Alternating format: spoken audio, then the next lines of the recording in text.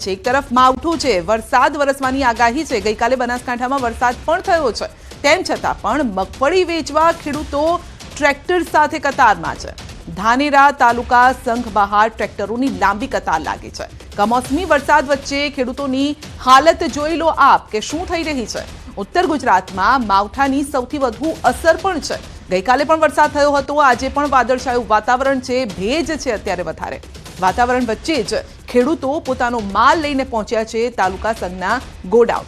Token સિસ્ટમથી મગફળીની ખરીદી થતી હોવાથી ખેડૂતોએ લાંબી કતાર લગાવી છે। એક તરફ વાતાવરણમાં પલટો, બીજી તરફ ખેડૂતો પોતાની મગફળી ભરાવવા માટે મજબૂર બન્યા છે, કારણ કે તેમને બોલાવવામાં આવ્યા છે અને જો તેઓ લઈને ન જાય તો તેમનો વારો પણ જતો રહે તેવો એક ડર પણ છે। અને માટે જ આપ જોઈ શકો છો કે કોથળા ભરી ભરી ટ્રેક્ટર લઈ લાંબી લાઈન પણ લગાવી રહ્યા છે। વાદળછાયું વાતાવરણ છે અને તેમાં મજબૂર છે પાક વેચવા। તો આ અંગે જ વધુ અપડેટ મેળવીશું। સહયોગી કિશોર આપણી સાથે જોડાઈ ગયા છે, કારણ કે કિશોર, ગઈકાલે પણ વરસાદ થયો હતો બનાસકાંઠામાં, આજે પણ સવારથી વાદળછાયું વાતાવરણ છે। ખેડૂતોની શું મજબૂરી કે આ વાતાવરણ વચ્ચે તેઓએ પાક લઈને આવવો પડ્યો છે, જણસી લઈને આવવી પડે છે?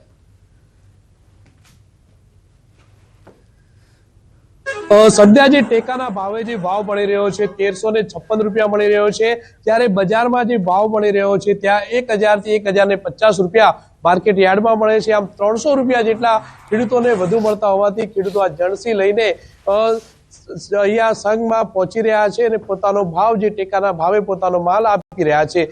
સીધા આપને દ્રશ્યો બતાવીશ કે આપ જોઈ શકો છો કે લાંબી લાઈનો અત્યારે લાગી છે। 1.5 કિલોમીટર જેટલી લાંબી લાઈનો આ નેશનલ હાઈવે પર લાગી છે। અને મહત્વની વાત તો એ છે કે એક તરફ હવામાન વિભાગ દ્વારા જે વરસાદની આગાહી 2 દિવસ માટે આપવામાં આવી છે। ગઈકાલે રાત્રે પણ વરસાદી છાંટાઓ પડ્યા હતા અને વરસાદની આગાહી વચ્ચે જે ખેડૂતો જે છે તે પોતાની જણસી લઈને અહીંયા વેચવા માટે પહોંચ્યા છે, કારણ કે આ ખેડૂતોનો આજે નંબર આવ્યો છે। આ ધાનેરા તાલુકા સંઘમાં 10,000 કરતા પણ વધુ ખેડૂતોએ નોંધણી કરાવી હતી ટેકાના ભાવે મગફળીની, અને અત્યારે જે છે ખેડૂતો પોતાનો માલ લઈને આવ્યા છે। વાત કરીશું તેમના જોડે। કાકા, ગઈકાલે વરસાદી છાંટા પડ્યા હતા બનાસકાંઠામાં, આજે વરસાદની આગાહી છે અને આપ આપનો માલ લઈને વહેલી સવારથી અહીંયા આવ્યા છો। અમારે શું બધી તાટપત્રી બધી લઈને આવ્યા, તાલુકા સંઘમાં બીજે બધો કહેવાનો મતલબ બધો અમારા સગવડ થી આવ્યા ખેડૂત, એટલે કોઈ પેલો નથી। આ ચાલુ રાખે, આ ઝડપી તોલાય તો ખેડૂત છૂટો થાય કે બજારમાં તો હવે ભાવો છો એકદમ નીચો ભાવે, એનાથી આ તરત ઝડપી તાલુકા સંઘ ચાલુ રાખે તો એ સેવા છે। કેટલો ભાવ પડે બજારમાં? બજારમાં તો 1000 થી મોડી 1050 60 સુધી, બસ એકદમ નીચો ભાવ। ને ટેકારે ભાવે આ ઝડપી વેચતા તો કોક 2 રૂપિયા ખેડૂત ફાયદો થાય ને સરકાર ભાઈ કુદરત ની રૂટો લાવે ખેડૂત માથે, તો કોમ્બી વરસાદ બીજા બાદ ચાલુ જ રહી। બીજા પણ ખેડૂત છે, વાત કરીશું તેમના જોડે। કાકા, કેટલા વાગે લાઈનમાં લાગ્યા હતા? વરસાદી વાતાવરણ છે, શું કહેશો? વરસાદી વાતાવરણ છે, શું કહેશો?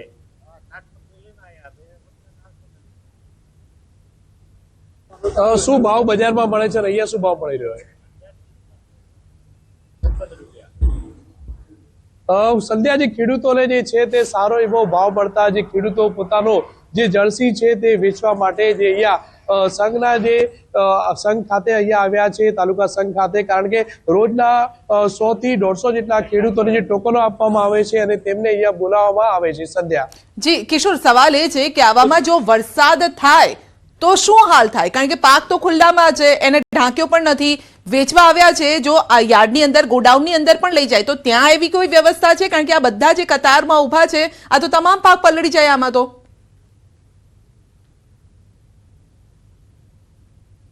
ચોક્કસથી સંધ્યા, વહેલી સવારથી આ ખેડૂતો જે છે પોતે પોતાનો માલ લઈને કતારમાં ઉભા થઈ। જો વરસાદ આવે ત્યારે તો આ જે માલ છે તે પલળી શકે છે। ખેડૂતો દ્વારા અત્યારે પોતે જે તાડપત્રી આ જે છે તે તાડપત્રી લઈને ખેડૂતો આવ્યા છે કે જો વરસાદ આવે તો તેઓ આ જે મગફળી છે તેને બચાવવાનો પ્રયત્ન કરશે, પરંતુ વાતાવરણ અત્યારે એવું છે કે જો મગફળીમાં ભેજ લાગે છે અથવા મગફળી પલળી જાય છે તો ટેકાના ભાવે આ મગફળીની સરકાર ખરીદી કરતી નથી અને ખેડૂતોને વિલા મોઢે પરત જવું પડી શકે છે।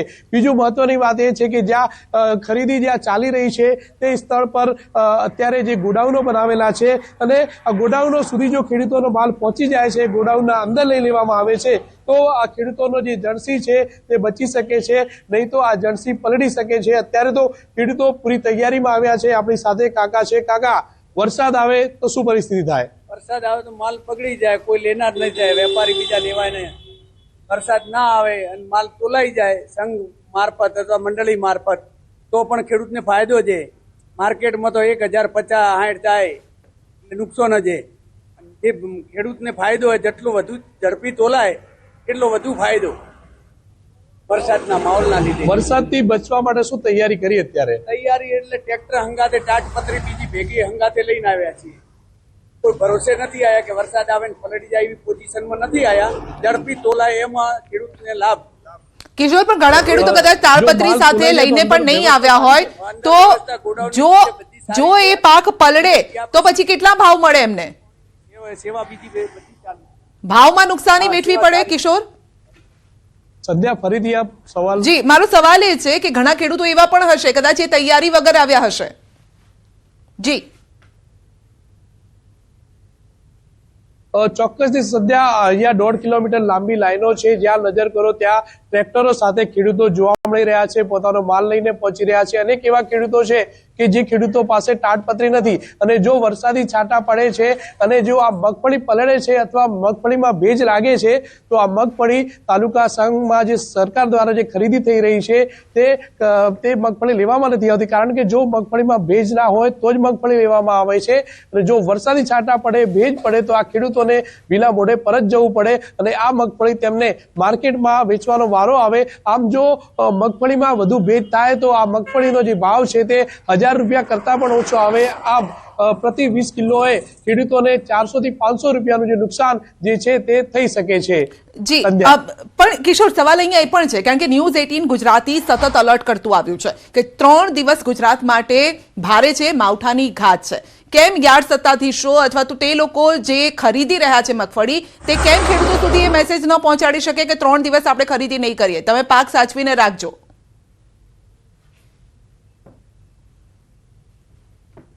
સદ્યા મહત્વની વાત તો એ છે કે જે આ તાલુકા સંઘમાં ધાનેરા ખાતે જે 10,000 કરતા પણ વધુ જે ખેડૂતો છે તેમને ટેકાના ભાવે મગફળી વેચવા માટે જે ફોર્મ ભર્યા હતા અને રોજના 150 થી 170 જેટલા જે ખેડૂતોને ટોકન આપવામાં આવે છે અને તેમને બોલાવવામાં આવે છે.